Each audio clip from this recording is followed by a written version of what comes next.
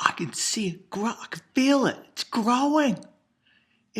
Just a little bit. It's growing. Hold on, let me pull it out. It's close. I can tell the difference. So we went to the doctor.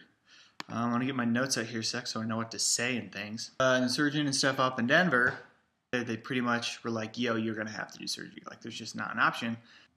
And even if they take it out with surgery, which has a whole bunch of other stuff with it, it could still come back and I might have to do chemo again.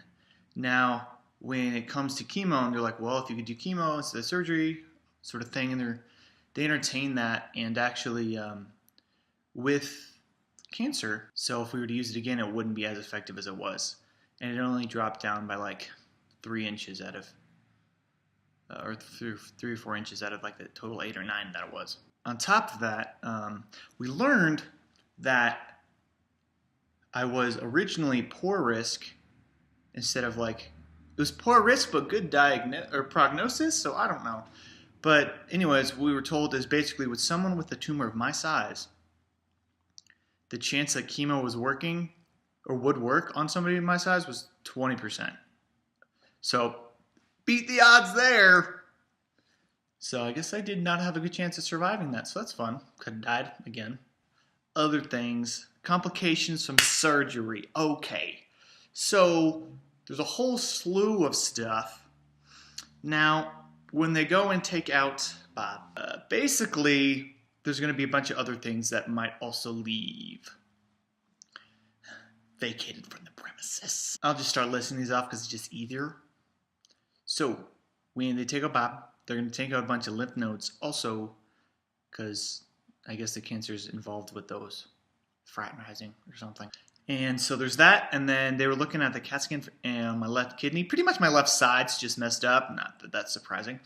And my left kidney is not doing too hot.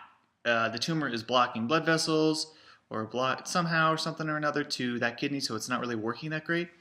And so they might actually end up taking out my left kidney.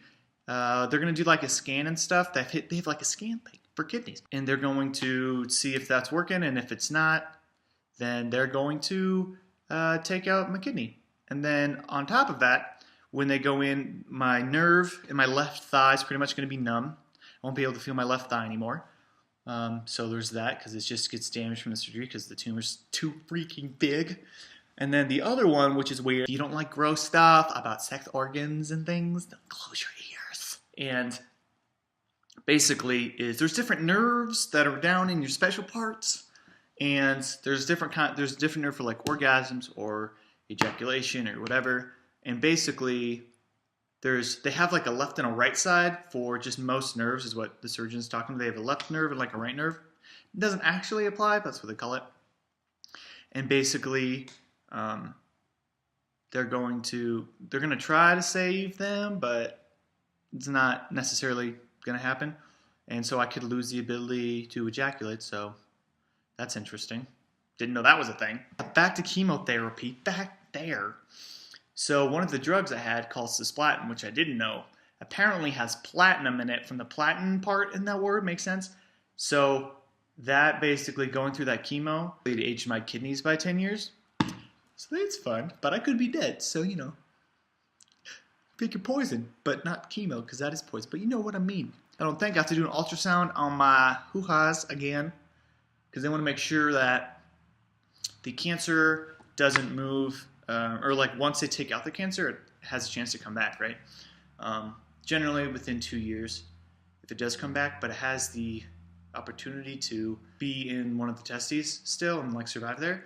So they might have to remove one of those if they find it there with the ultrasound, because it's a possibility. And the other thing with that, I'm going to have surgery March 19th up in Denver. And recovery time could be anywhere between 2 to 4 days and 2 months. I really hope it's the latter, because 10 days is more than long enough for me.